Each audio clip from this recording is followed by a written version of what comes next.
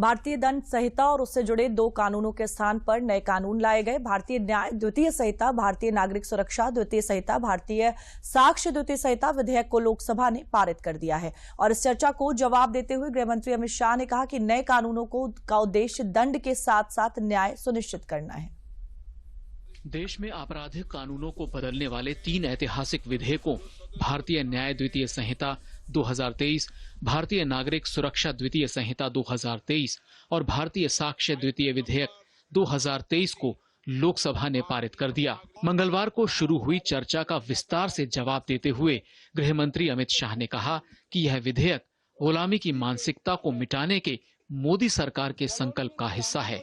तीनों कानून अंग्रेजों के जमाने से बनाए थे। जैसा मैंने कहा कि 150 साल पुराने कानून हैं।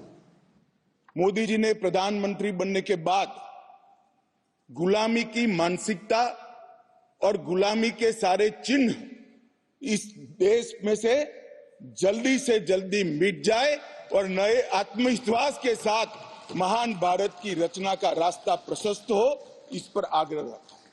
मैंने कहा कि अगर मन खुला रखोगे और मन भारतीय रखोगे तो समझ में आ जाएगा, मन अगर इटली का है तो कभी समझ में नहीं आएगा। तीनों विधेयकों के प्रावधानों को स्पष्ट करते हुए गृहमंत्री ने कहा कि आतंकवाद, संगठित अपराध और मॉब लिंचिंग जैसे गंभीर अपराधों को लेकर आज तक कानून नहीं बनाए गए थे। गृहमंत्री ने कांग्रेस पर भी निशाना साधते हुए कहा कि 70 साल तक इन जरूरी बदलावों की अनदेखी की जाती रही। मॉब लिंचिंग घृणित अपराध है और उसको हम नए कानून में फांसी की सजा का प्रावधान कर इंक्लूड कर रहे हैं। आतंकवाद की व्याख्या अब तक किसी भी क्रिमिनल जस्टिस सिस्टम के कानून में नहीं थी।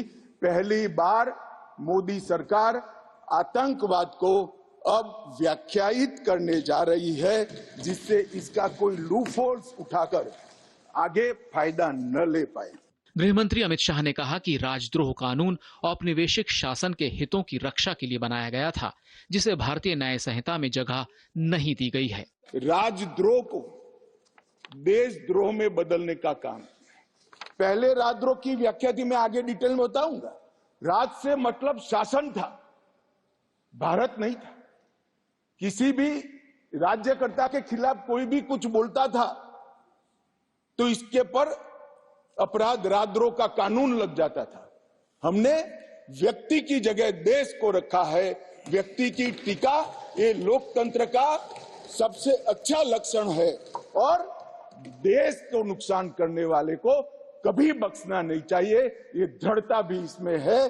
गृहमंत्री ने कहा कि भारतीय नागरिक सुरक्षा द्वितीय संहिता और भारतीय साक्ष्य द्वितीय विधेयक के प्रावधानों को इस तरह से तैयार किया गया है कि आम नागरिकों के लिए अदालती कार्यवाही सुलभ हो और समय पर इंसाफ मिले।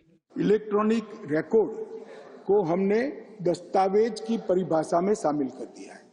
अब किसी भी प्रकार का इलेक्ट्रॉनिक रिकॉर्ड को दस्तावेज माना जाएगा। पेन ड्राइव के अंदर चार्जशीट दिया जाएगा, पेन ड्राइव के अंदर कोर्ट को भी चार्जशीट दिया जाएगा, पेन ड्राइव के अंदर विक्टिम को भी दिया जाएगा, लॉयर्स को। इलेक्ट्रॉनिक रूप से प्राप्त बयान साक्ष्य की परिभाषा में शामिल कर दिया गया। नए कानूनों में इस बात को भी सुनिश्चित किया गया है कि अदालती सुनवाई और फैसले के लिए एक अधिकतम समय सीमा होगी। तीनों विधेयक भारतीय संविधान की मूल भावना को हकीकत में बदलने वाले हैं और यह कानून आने वाले कम से कम 100 सालों तक की जरूरतों पर खरे उतरेंगे।